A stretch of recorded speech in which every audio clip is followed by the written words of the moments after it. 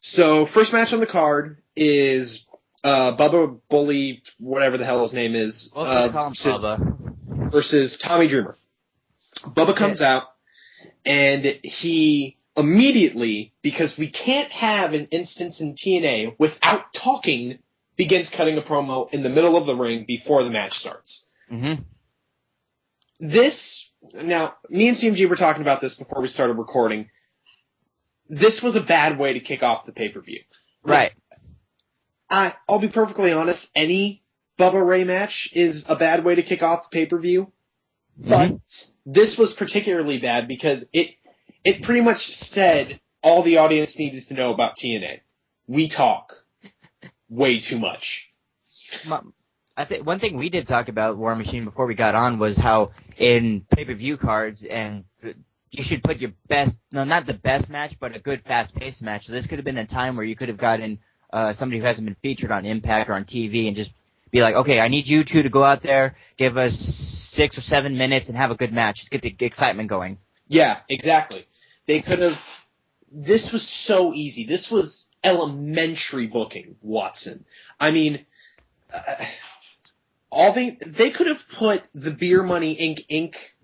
tag match first. Mm-hmm. And, granted, it might have been a waste of a match, only because, well, you put that on first, that's possibly best candidate for best match of the night. It wasn't, but it was a candidate. But you put those two, but you put Inc. and Beer Money in there, regardless of the quality of the match, you know it's going to be more exciting than starting off your match with Dreamer versus Bubba Ray. Yeah, and this match, it served its purpose, I guess, which was filler, but it wasn't good filler. It was like a bad episode of Power Rangers filler. It was bad. It would have been fine if this. Okay, it was still bad, but it would have been fine if they would have moved this match to the third match of the card. It would have been that would have been a good time right there because you built up the excitement with the first two matches, and then you have the hardcore match in there, and then obviously you have Dreamer and Bubba Ray who aren't going to move as fast as the X Division guys or some of the younger dudes, but it would have been a good downtime for the fans to have been like, okay, we can just sit down and chill, and we don't have to yell at TNA or whatever like that, or we can just go out there and smoke. Yeah, exactly. This could have put that match maybe second or maybe third or fourth on the card, and it was a good slow down match to cool the crowd down, or let the crowd rest a little. Then you throw in the Ultimate X match, and then and we'll be getting to that spot fest. But then you throw in the Ultimate X match, and then you got excitement building up again. The fans, they're mentally rejuvenated. And they're ready to get going.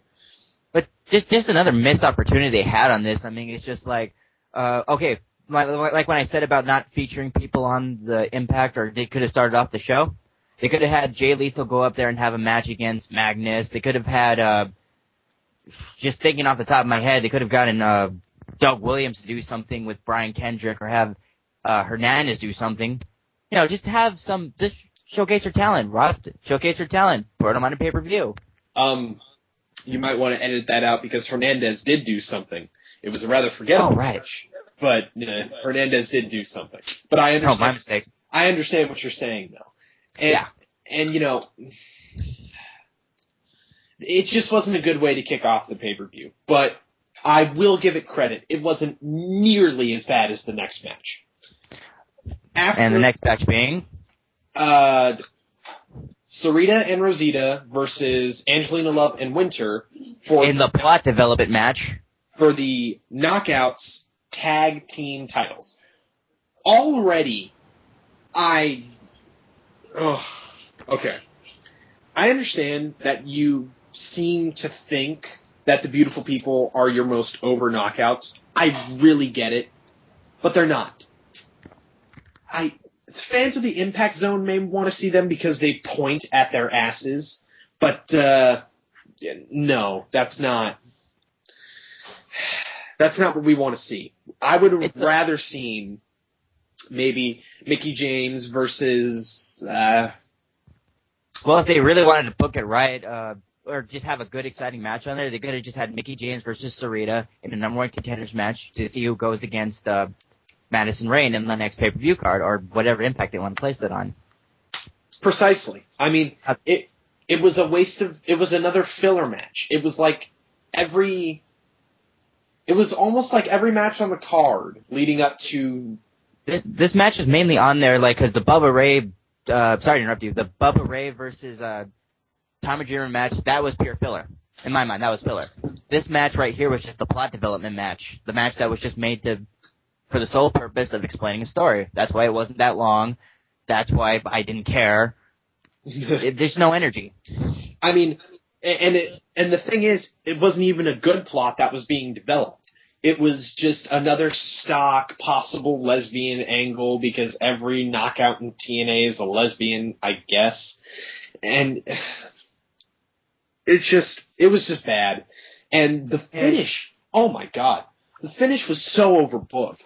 I mean, I actually had to watch the replay to figure out what exactly happened. So, for those of you who don't know, what happens is either Sarita or Rosita is about to hit Winter with the tag team belt. And Velvet Sky hauls ass into the ring, yanks the belt away, and zips out of there. Either Angelina Love starts talking to Velvet, or Velvet starts talking to Angelina Love, but whatever happens, Angelina Love gets distracted, and Winter gets pinned. And and so I had to watch it at first. I had to watch the replay again to see exactly what happened. And even then, I still can't really tell what was going on. But the one thing that bugs me about this match is like what they're trying to do with the plot they're developing, because the plot they're developing, in the sense whether if it goes War Machine, I'll let you bring up what you think is going to happen, because that was a good point that you brought up, and I'll bring up mine.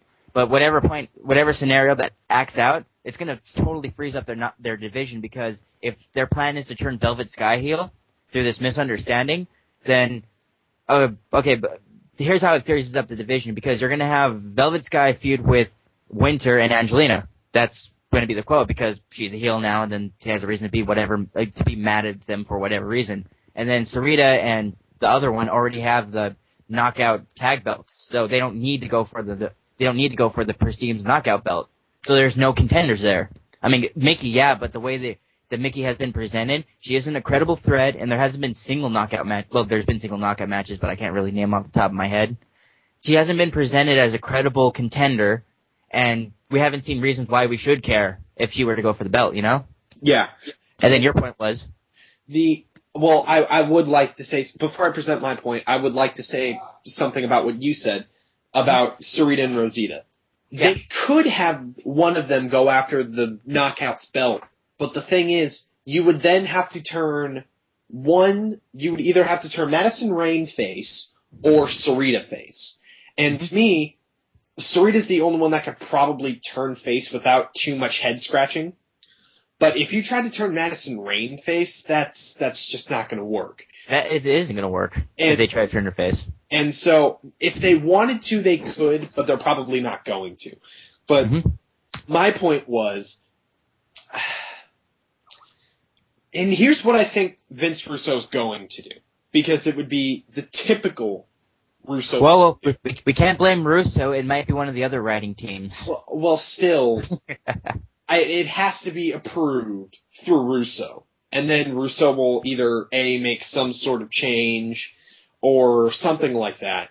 But in the end, we can blame it on another writing team, but it's always easier to blame it on Russo. Yeah. And so here's what I think is going to happen.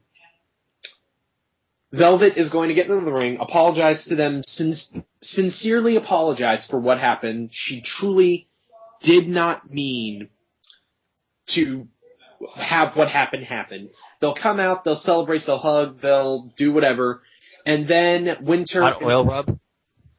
And then Winter and Angelina will then turn heel on Velvet.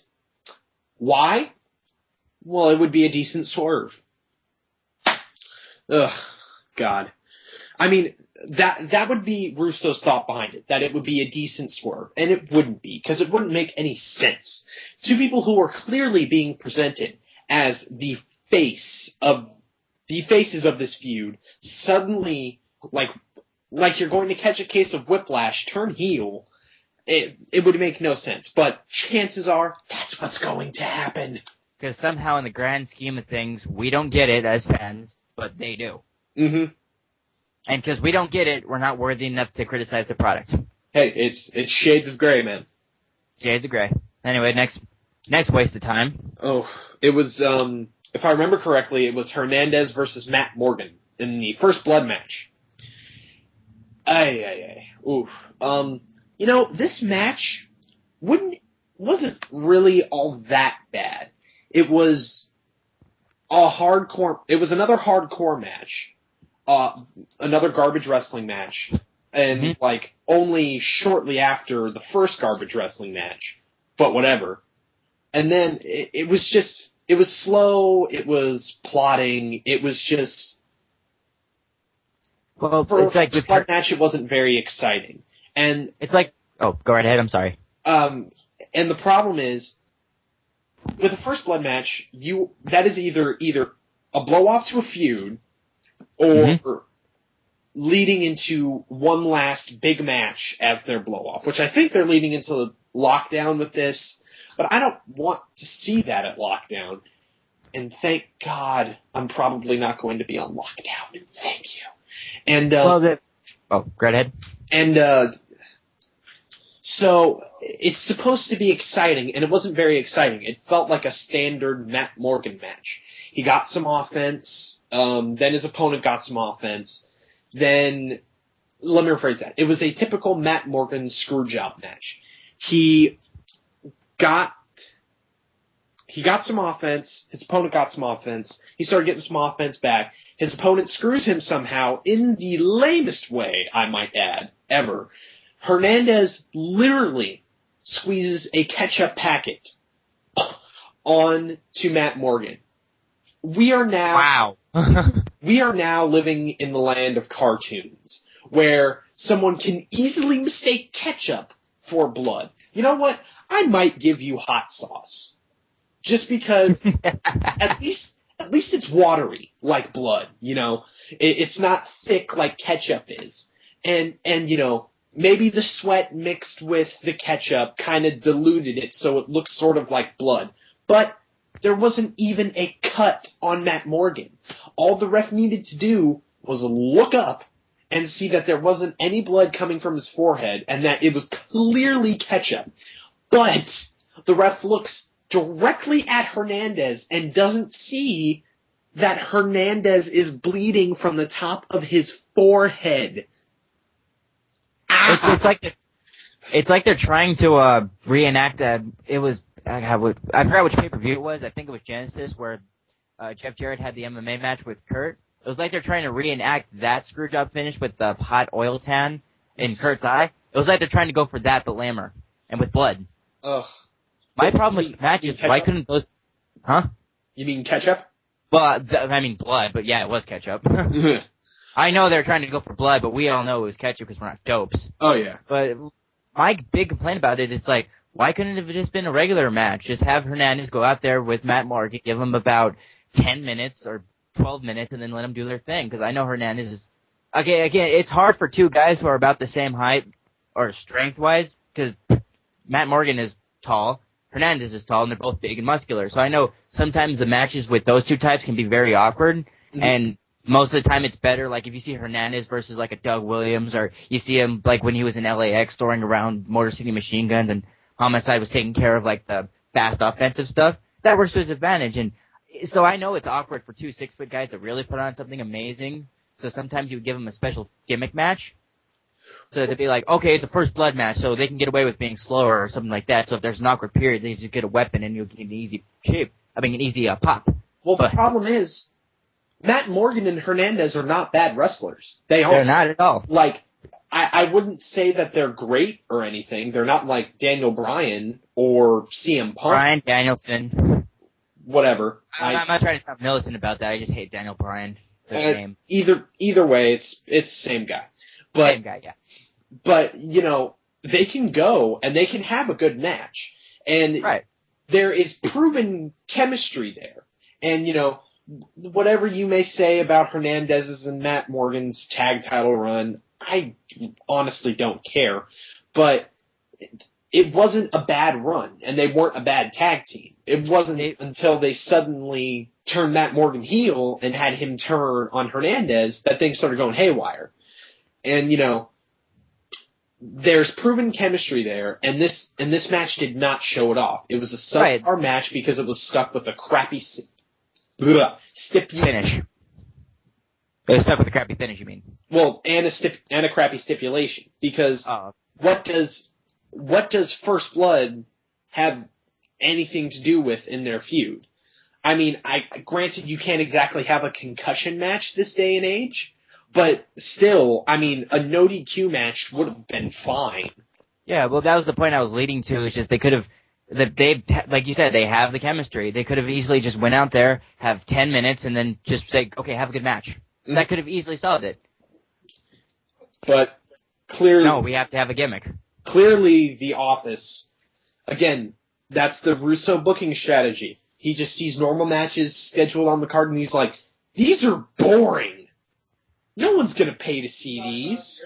Here, let's make this a glove on a pole match. Let's make this a First Blood match. Let's make this a bra and panties match. Let's make this, hey Ed, what do you got for me? Let's make this an Oklahoma on the pole match. Let's do it. Wait, Ed, weren't you fired? Shut up, I'm still here. I live in Russo's closet. Speaking of Russo's closet, hello. Oh boy. Alright, that one was bad, but whatever. Let's go to the next match. What was the next match? I think it was the X Division match. Wow. 4 CMG on the card? And this match right here was like, to me, the things I saw, that was the only saving grace. I mean, sure, Robbie E bogged it down, but he did what he was supposed to do. He just, the way I was explaining Robbie E in this match, he was like the AI in the video games when you play a wrestling video game, only he was more competent. Well, the thing is, this match was a spot fest. I mean, granted, that's all Ultimate X matches are, but still, there wasn't very much psychology to it, and it was just one spot after the other. It was like guys just waiting there to get shoved in between the pipes or something, which, by the way, that may have been this may have been a spot monkey match, but that was a sick spot. Oh my god. For those of you who didn't see the match, who can blame you? But for those of you who didn't see the match,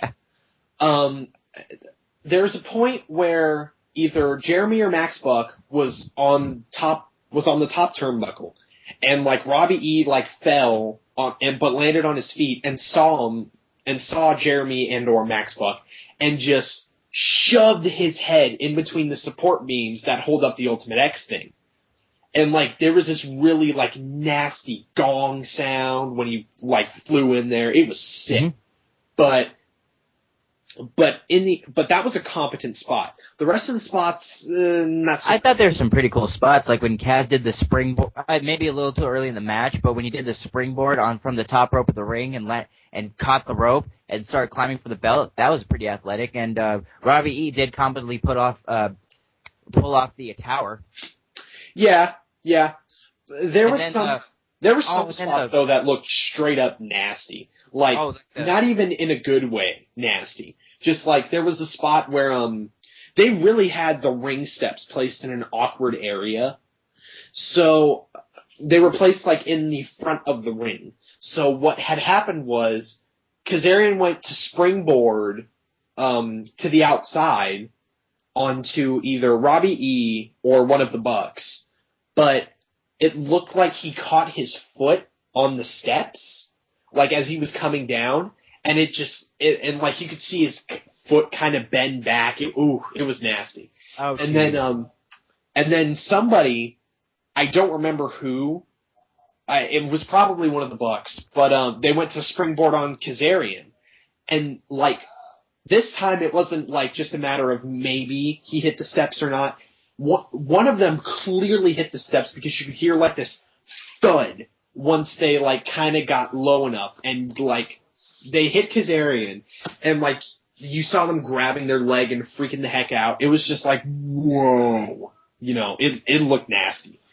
It was a point I was going to bring up. I think the reason why the match lacked psychology in a sense, like you said, and it was more spotty, was honestly Robbie E. Even though I think he served his purpose and he was not as bad as I honestly thought he was going to be in this match, if they would have had somebody that was more seasoned, that actually knows how to work Ultimate X matches or knows how to work with the Young Bucks or Kazarian, like if you would have put Chris Sabin in there, I think that match would have dramatically improved. Because Sabin knows how to work an Ultimate X match. He knows how to work with Kazarian. He's worked with the Young Bucks before, and he was a great X Division champion. I think if he was in that match, it obviously would have given him something to do since Shelley's injured, and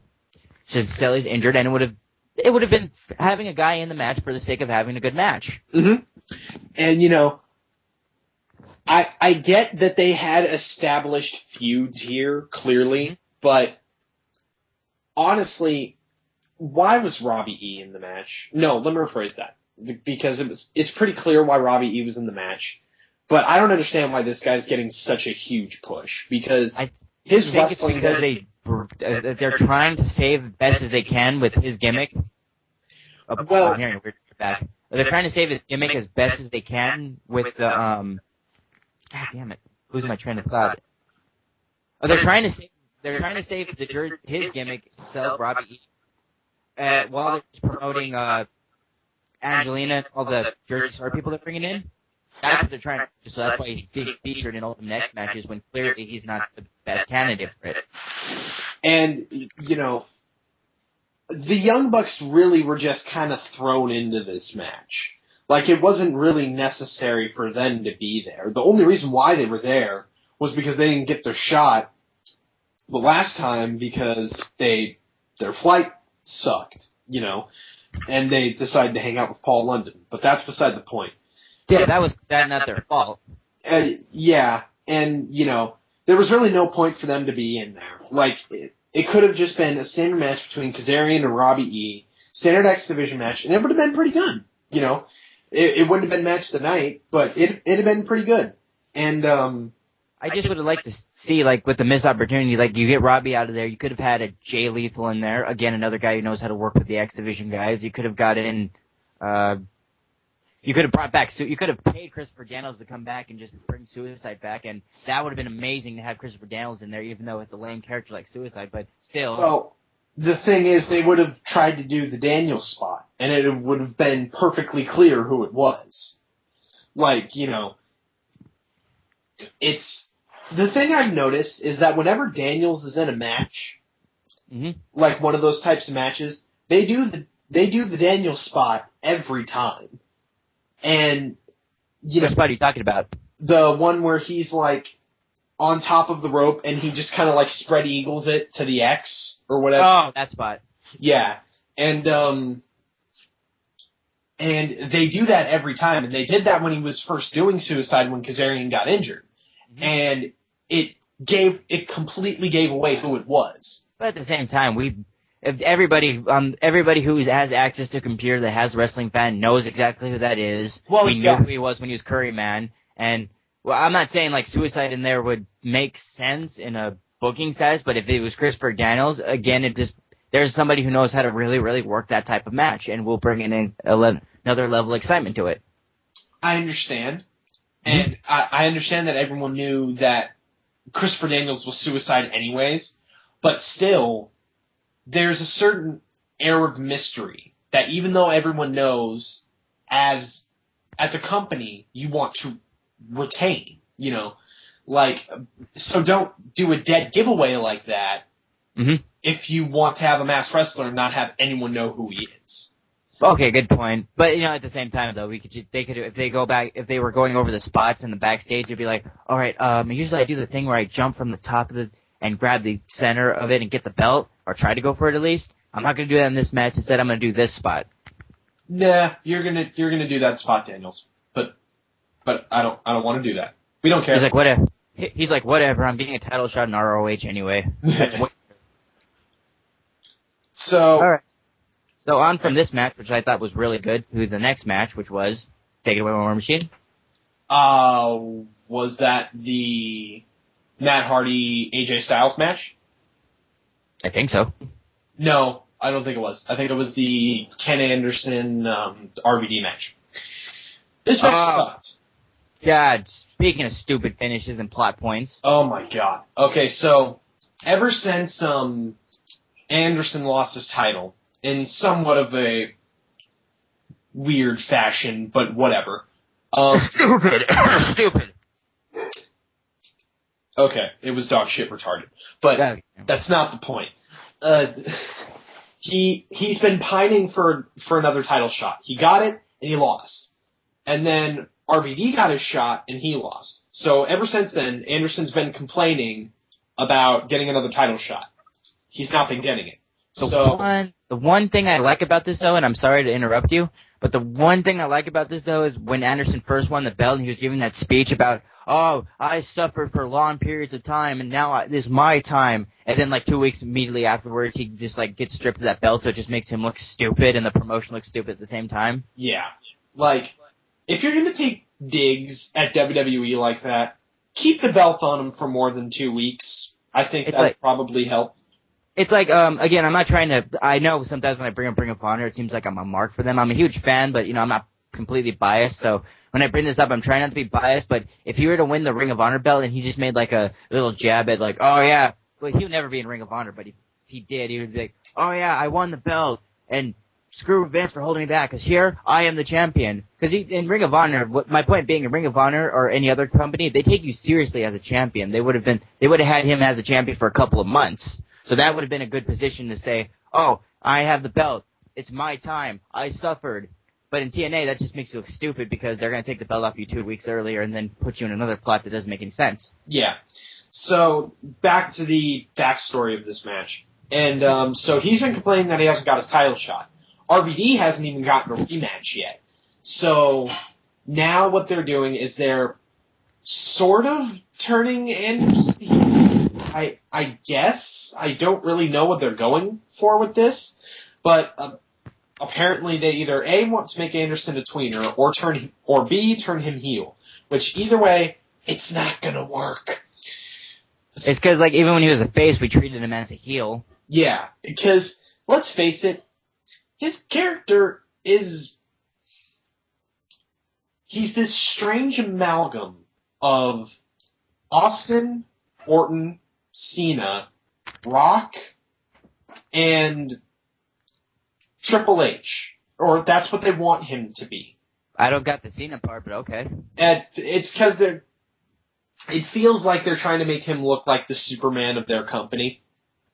At least to me it does. I mean, if other people feel differently, hey. Really? Because if Eric Bischoff pushes you down and then causes you to lose a match... You're not Superman. You're barely under the level of the lamest DC superhero. Okay, well, let's not talk about the Blue Beetle right now. And let's talk about this match. Okay. So, it's Anderson versus RVD. Mr. Anderson. CMG, put that soundbite in there every time I say Anderson. Please, of course. So, Anderson... is feuding with RVD now for God knows what reason, because they both clearly want the same thing. So you'd think that faces would unite and fight for the common goal, even if it means going into a three-way with each other. Hey-o! Speaking of going into three-ways. And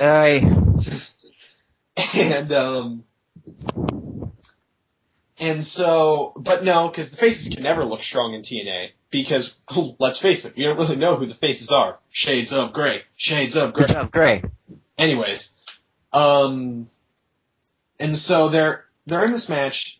It was, I'll be perfectly honest, it wasn't a absolutely terrible match. It wasn't a good match by any means, but it wasn't as bad as another match on this card that we'll get to.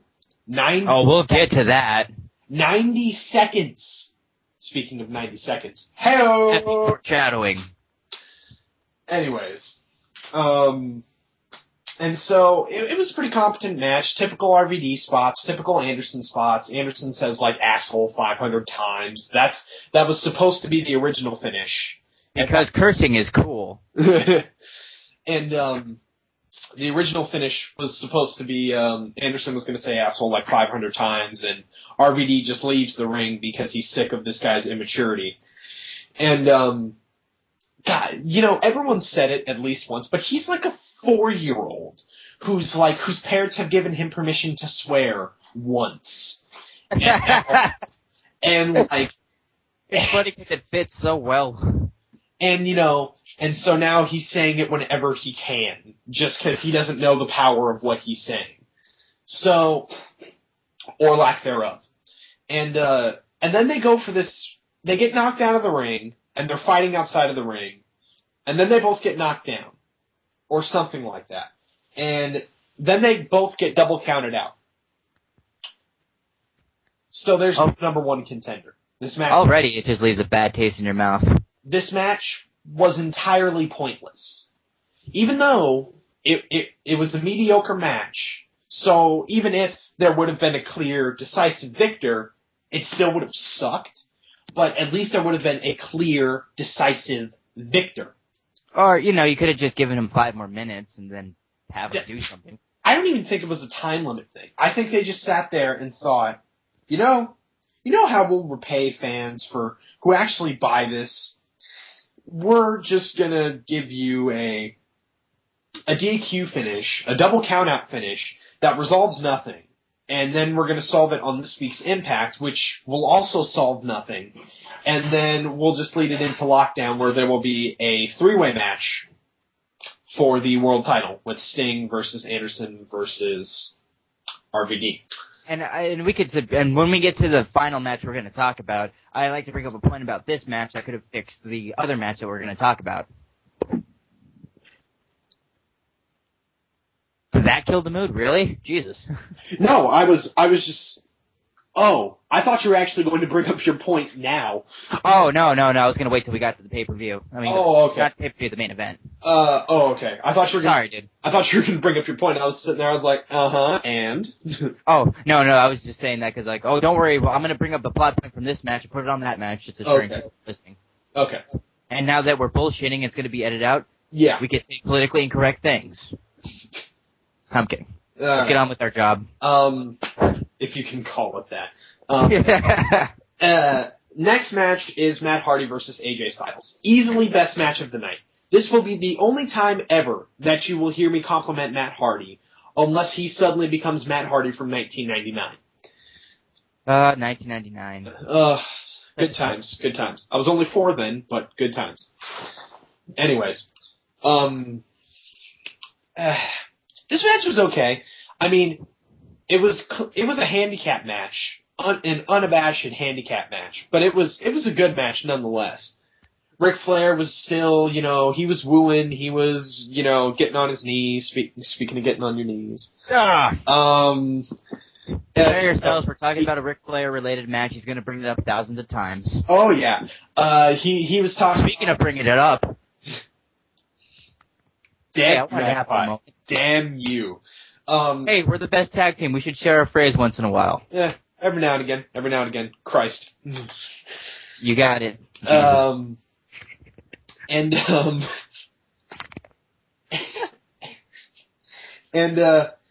Ric Flair, he essentially spent the entire match wooing. I was waiting for him to blade, to be perfectly honest with you. I spent the entire match expecting him to just all of a sudden start, scalping himself for no apparent reason. And he didn't, but he did do something that made me question whether he actually did do his business with Bruiser Brody or not.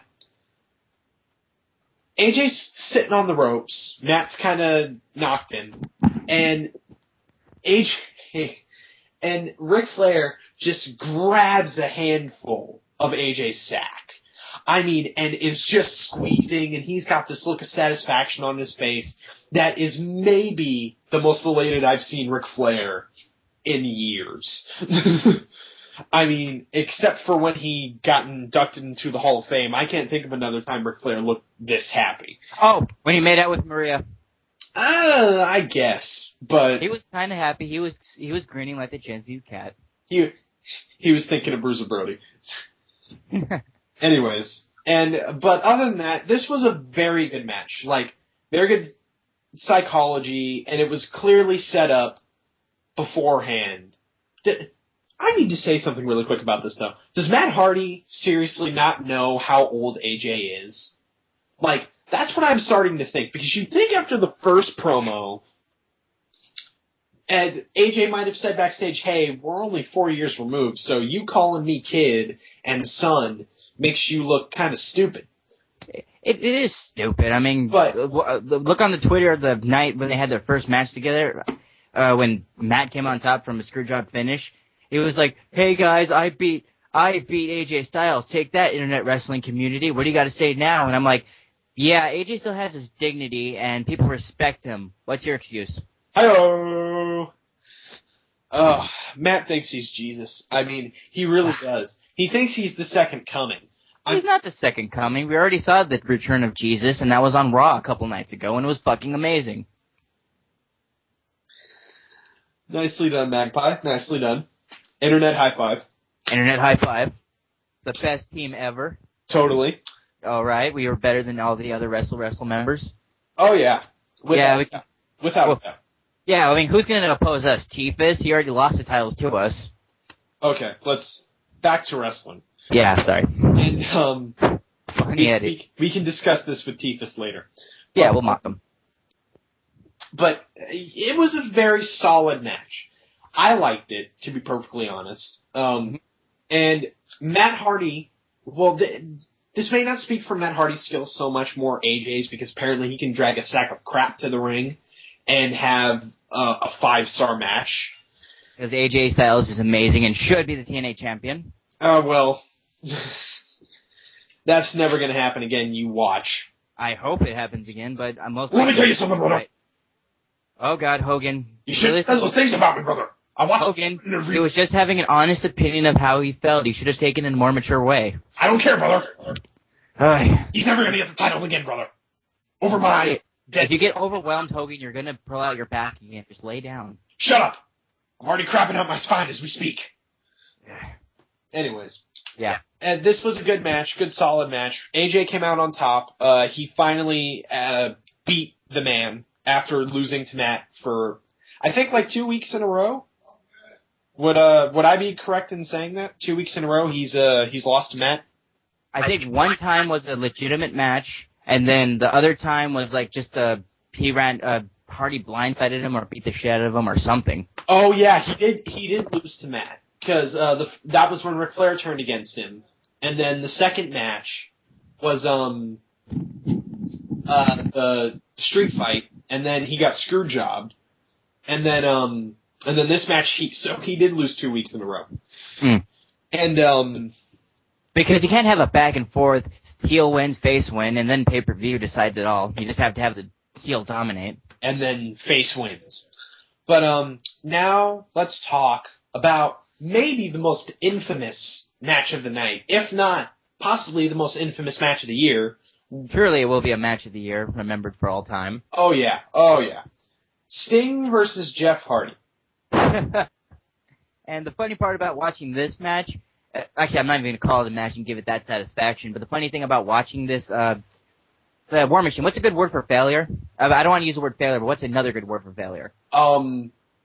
Systematic destroying of a formerly good wrestler's reputation.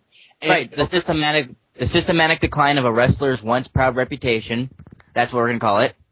And both wrestlers if you count Sting, because he had to be involved in this match. Yeah, but Sting carried it with grace. Look at what Hardy did. But okay, let's just talk about this match before we get into the major A-bomb, if you will. Okay. So what happens is Hardy comes out first. He seemingly takes forever to get out. Like he stumbled.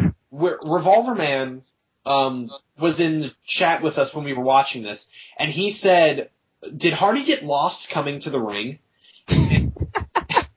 And I don't know. Well, that damn fog, you couldn't see the ramp.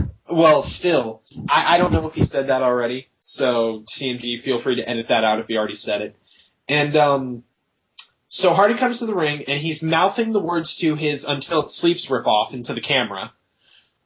And I'm going to keep calling it that until he either A, changes his theme back to modest, or B, admits that it's a ripoff of Until It Sleeps. And if you're going to change your theme, do not write your own theme song. Jeff, you're only good at wrestling. Don't do art. Don't do music. You suck at both of them. Now, back to wrestling. Oh, yes. And, sorry, I had to get off my chest. Hey, it's cool. The world title held his final straw. And so he comes out to the ring, he starts pandering to the fans, he slips on his way up to the second rope for his typical Hardy Boys gun salute. Then the unimpressive Sting comes out.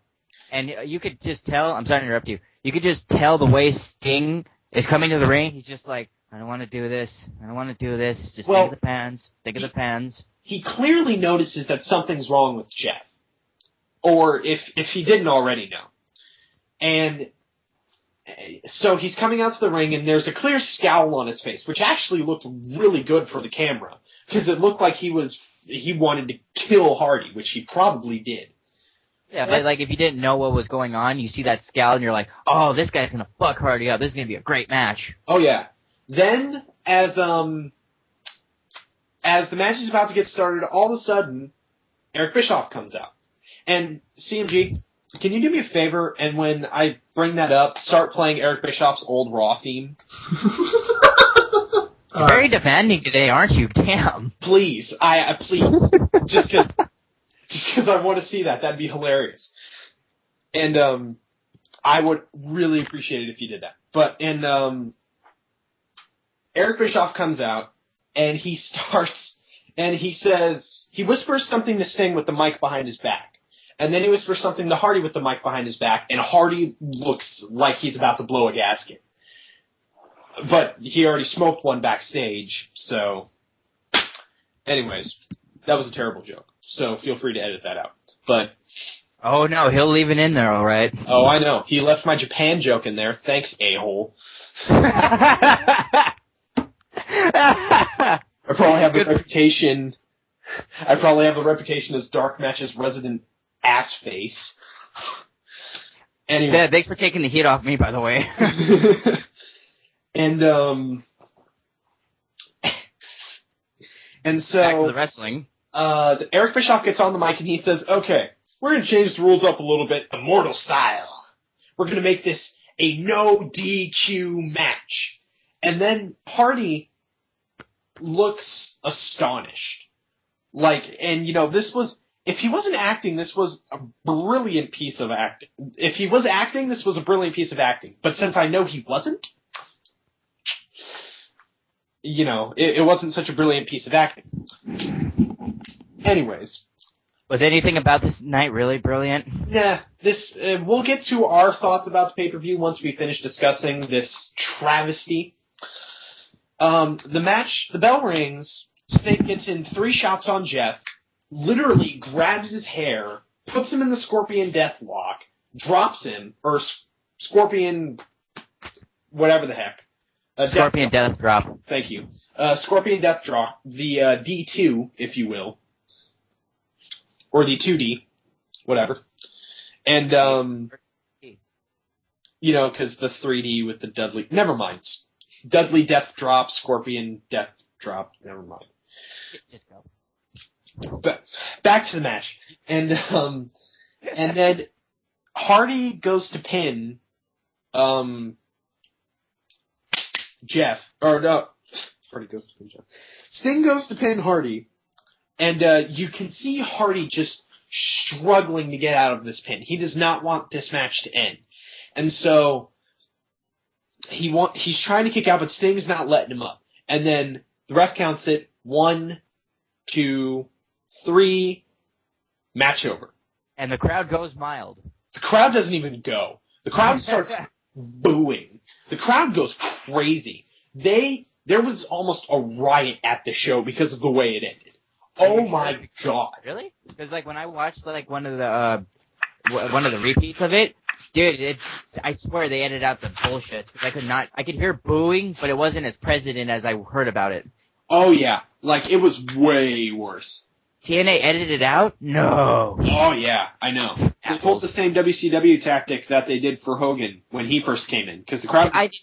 I didn't even know they did that shit, dude, because I watched the replay. I mean, I knew they did it, but I didn't recognize it right off the bat, because I'm like, wasn't the crowd louder the first time I watched this? And I was like, holy shit, they edited it out. Yeah, it's... Ugh, God, TNA. You know, this situation could have easily been ramified. Speaking of getting rammed, hello. Anyways, you could have shot a vignette of Hardy getting jumped backstage, and you could have just said that Hardy couldn't make it and restrained him backstage or something. You could have, and then have Anderson and RVD come out. Oh, you dick! You stole my point. Sorry. It's okay. You take it. You're gonna look good. It's all right. I knew what you were going to say. I mean, just because I was thinking the same thing. That's how good we are. We think alike. Oh yeah. And oh my God, dude, I don't see how you could have screwed this up. This situation. This was maybe the easiest situation to get out of. If the reports are true and he was there the whole pay-per-view stoned out of his mind, you could have easily just switched up the card a little bit. That would have explained the double count-out finish. That situation could have been ramified. You could have had Sting retain and then go into a match at Lockdown with a true number one contender. Punish Jeff Hardy, which, by the way, send him home with pay. What a punishment. God. That'd be like suspending me from school and saying, oh, by the way, you're going to get straight A's for the rest of the year. That's actually just awesome if that happened for you. Well, still, it's not. The point is, it's not much of a punishment. If anything, it's a reward. Because he gets, number one, he gets time off. And number two, he gets paid. He probably makes a crap ton of cash at TNA. Because he's an ex-WWE guy. So therefore, sending him home with pay is kind of like sending a fat kid home with sweets. Everyone wins, sort of. Except the people who deserve to win, but do not win, like AJ Styles. It's like you have a competent champion in there. It was AJ Styles, a fantastic wrestler in every right. Jenga said it best.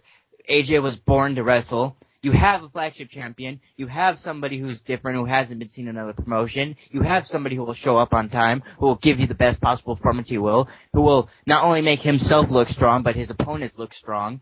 It's just, why not give him the belt? He is a perfect champion, a perfect wrestler. It's like not even... from the brother. Oh, God. Hogan, we told you not to call on our show. He made those remarks about me, brother. I'm not going to let it slide, brother. I'm going to bury him, brother. Well, you're going to bury him, but then you're going to reward a junkie who's just going to give you a lackluster pay-per-view. I mean, what's the logic behind that? Precisely, brother. You don't see the plan, brother. It's all his, brother. It's just, I see what you're trying to go for, but you got to really explain it to me more. Like, what's the end game of this? I don't have to explain anything, brother. I'm Hulk Hogan, brother. Well, the thing is, you're the major face of the company. If some disaster like this happens, people are going to go to you and blame you primarily. You should just try to have like an explanation or a reasoning behind it. Well, let me tell you something, Mean Gene. Dude, brother, man, dude. I have a name. Brother. Die. I don't have to explain anything to you, brother. I'm Hulk Hogan, brother. Now shut up before I rip my spine out of my own ass and beat you with it, brother. All right, whatever. We'll just try to... I'll talk to Dixie. At least she'll give me not that much emotion. And... That was good. You know, honestly, Hogan is at the point in his career where he is a complete joke. No one takes him seriously anymore. He is possibly the biggest joke in wrestling, aside from maybe Ric Flair, but the difference is between him and Ric Flair, Ric can still wrestle, and Ric can still go. He can go, but not like what Ric Flair used to be. Like, you're not going to see a Ricky the Dragon, you're not going to see at this day and age, Ric Flair pull out like a match like he had with Ricky the Dragon Steamboat, but he could still competently go. Yeah, and he still cuts great promos. That guy has boundless energy. It doesn't even matter if the segment he's doing is absolutely stupid. He so does not care. He goes out there and he tries to put on the most entertaining segment of the night. And most of the time, he does.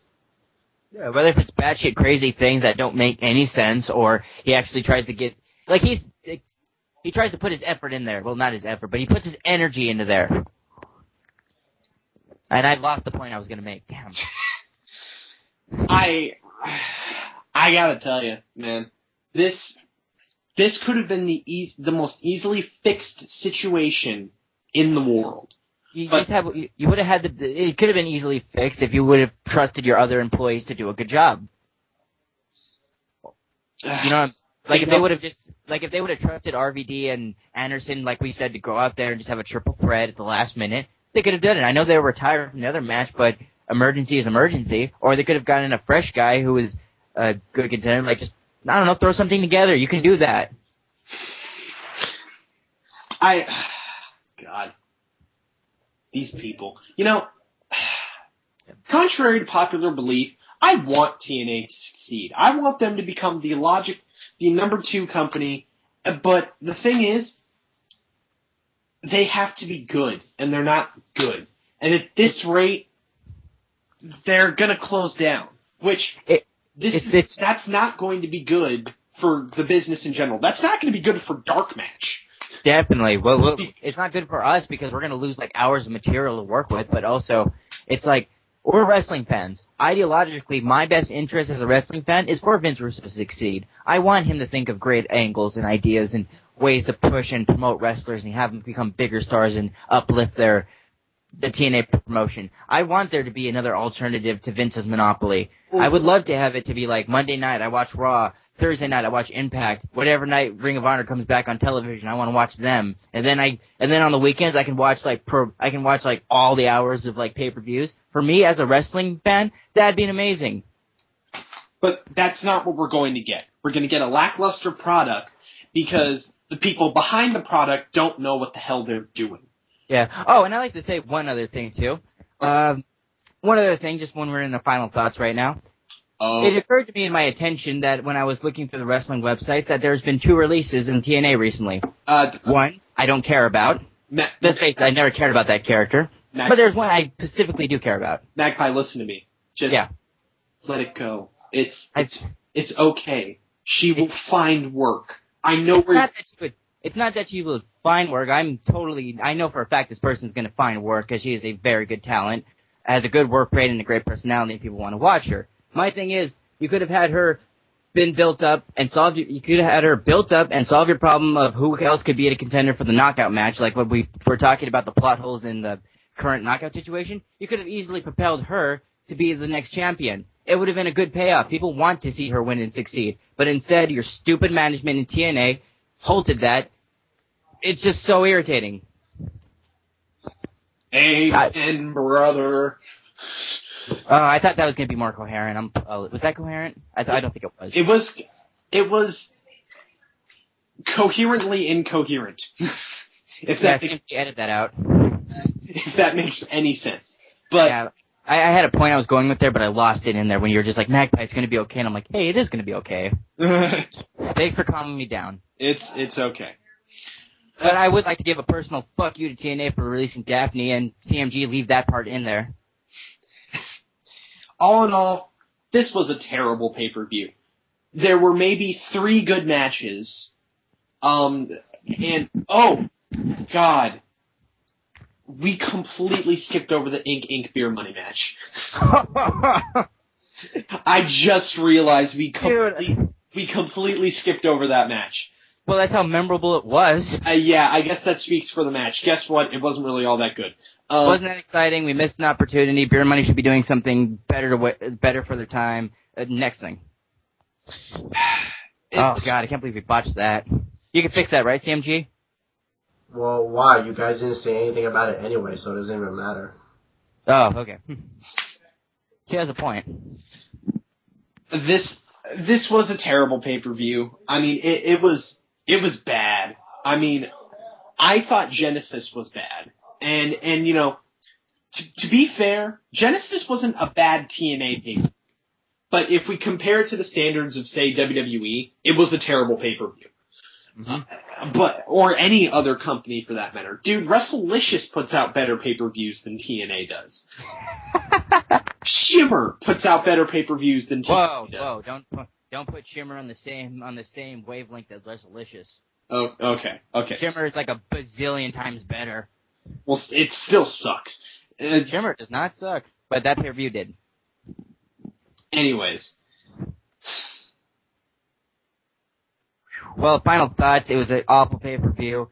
TNA, whoever put this card together, should be vastly ashamed of themselves for what they did. It is not going to make your product look good. It's not geniuses. You have to honestly own up to your mistakes and try to decide which way you're going to go out. Because let's face it, with the way you're running your company right now, creatively, it's going to lead into just like a abyss that you're never going to, and I'm not even going to use abyss as a pun intended, but it's just going to lead into this never-ending abyss that you're not going to be able to get out from. So you just have to recognize your mistakes, because if you're going to go out, at least try to go out with some grace. Does that make any more sense, or is that coherent? No, that makes sense. I think that made sense. I've said all I need to say on this pay-per-view. It was terrible booking, terrible matches. It resolved nothing. Well, not terrible matches all across the board. There were still some good saving graces, but nothing to save the entire pay-per-view.